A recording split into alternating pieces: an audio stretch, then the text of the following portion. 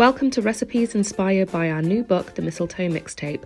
First up are Sarah's luxury mince pies, inspired by Jenny Bromham's A Winter's Tale. Pause here for a list of ingredients. We used gluten-free flour for this, but you can just sub in normal flour. In a bowl, whisk together one of the egg yolks, cream, vanilla and the zest of the lemon and the orange. Then set aside the cream mixture for later use. The orange and the lemon are going to make this smell absolutely amazing even before you start baking. Then you're going to want to combine in a separate bowl your flour, icing sugar and your salt. Mix that together and then add in your cubed cold butter. Use a pastry cutter to work the mixture until the butter is well incorporated.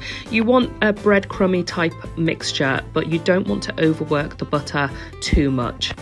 You can also use a food processor or your fingers here. It's really just down to your personal preference. Once the mixture looks like this, add in your cream mixture and mix until it's well incorporated.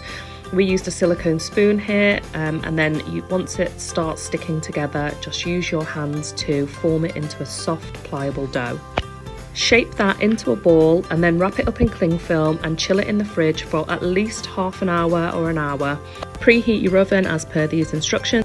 Take the chilled dough out and split it in half. Keep your surface and your rolling pin generously floured to avoid sticking. Roll out the dough to your preferred thickness, but this recipe is about 2 to 3 millimeters thick. Use your pastry cutters to create your pie bases and lids. See here the thickness of our pie bases. Then you're going to press them gently into your foil trays. See that lovely orange zest sticking out there? Just a note here that you can use cupcake tins if you want, but you'll just have to adjust slightly. You probably won't get 12 pies out of that if you do them, because they're a lot deeper than foil tins or tart tins. Here you can see the lovely shaped cutters we've got for the top. They're in like a nice star shape. Add in your luxury mincemeat filling. We've gone for this ruby pork mincemeat from Tesco, which is really nice. You want to use about 2.5 teaspoons of this. Don't overfill it, otherwise it'll bubble out when you're cooking. Then you want to add your pie lid on top. Just gently press it. No need to firmly attach it. The egg will help that. Can you spot the failed experiment there in the middle with a different cutter? Don't worry, it tasted amazing.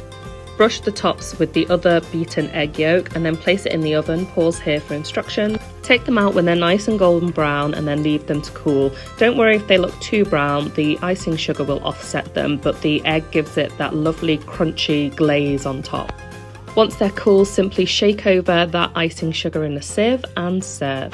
You could also eat these straight from the oven with vanilla ice cream or custard. Here's my taste test. They were absolutely delicious, and if you just pause it, you'll see me drop half on the floor.